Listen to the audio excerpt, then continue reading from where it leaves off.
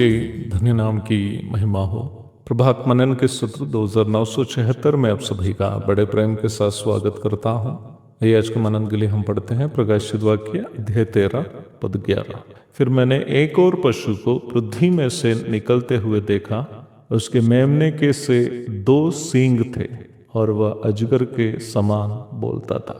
13वां अध्याय के 11वीं पद से लेकर हम महाक्लेश काल में शैतान की ओर से संसार में कार्य करने वाला दूसरा एक शख्स को देखते हैं। निम्न शख्स को यह पद में प्रेरित यूहन्ना एक और पशु अथवा अनदर बीस्ट करके परिचय कराया है। आप ये अवश्य जानते हैं कि पहला पशु जिसके बारे में इस अध्याय की पहली पद से 8वीं पद तक देखे थे, उस मसीह विरोधी अथवा एंटी क्राइस्ट को सूचित करता है, जो महाक्लेश काल में संसार पर राज करने वाला तानाशाह है। अब ये दूसरा पशु कौन हो सकता है? इस दूसरा पशु का नाम प्रकाशित वाक्य 16 की 13, 19 की 20, 20 की 10 आदि पदों में हम झूठे भविष्यद्वक्ता अथवा फॉल्स प्रोफेट करके देखते हैं। हम इन्हें शैतान के नकली त्रिएकता के तीसरा व्यक्ति के रूप में भी समझ सकते हैं। शैतान नकल करने में माहिर है।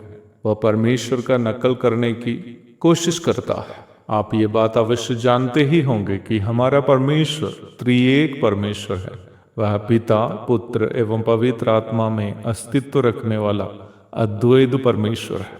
प्रकाशित वाक्य 16 की 13 में शैतान के नकली त्रिएकता में पाए जाने वाले तीनों व्यक्ति को हम वहां एक ही पद में देखते हैं, जो क्रमशः अजगर अथवा शैतान और पशु अथवा मसीह के विरोधी और झूठे भविष्यद्वक्ता है। अवश्य याद रखें कि शैतान परमेश्वर के समान त्रिएक नहीं है, परंतु खुद को परमेश्वर साबित करने की व्यर्थ कोशिश में शैतान भी यह निम्न प्रकार परमेश्वर का नकल करके त्रिएकता में अस्तित्व रखने वाला वो है करके दिखाने की कोशिश कर रहा है।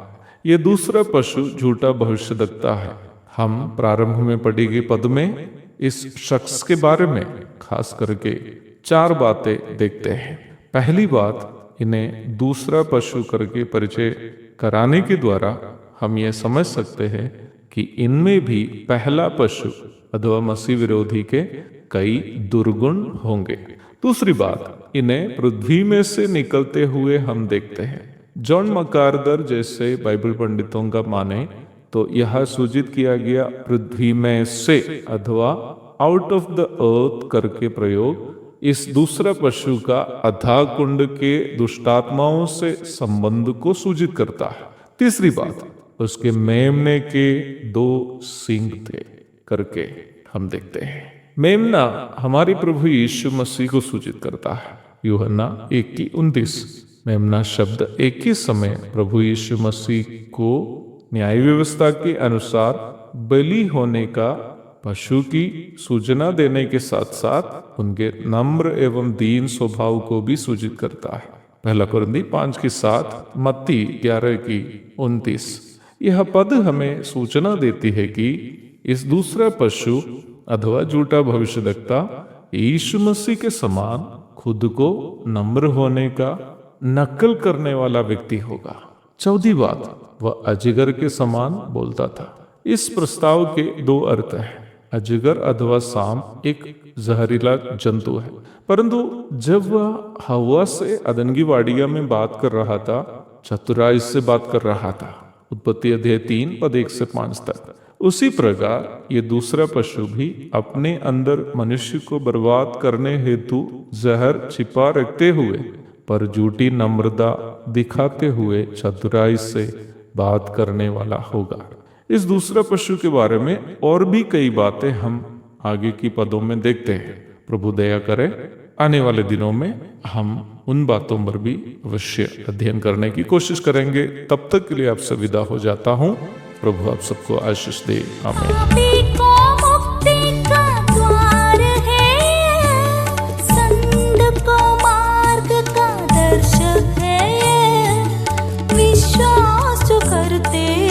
उसके लिए अनंत जीवन का साधन है ये है वचन, प्यारा वचन, यीशु मसीह का प्यारा वचन। ये है वचन, प्यारा वचन, यीशु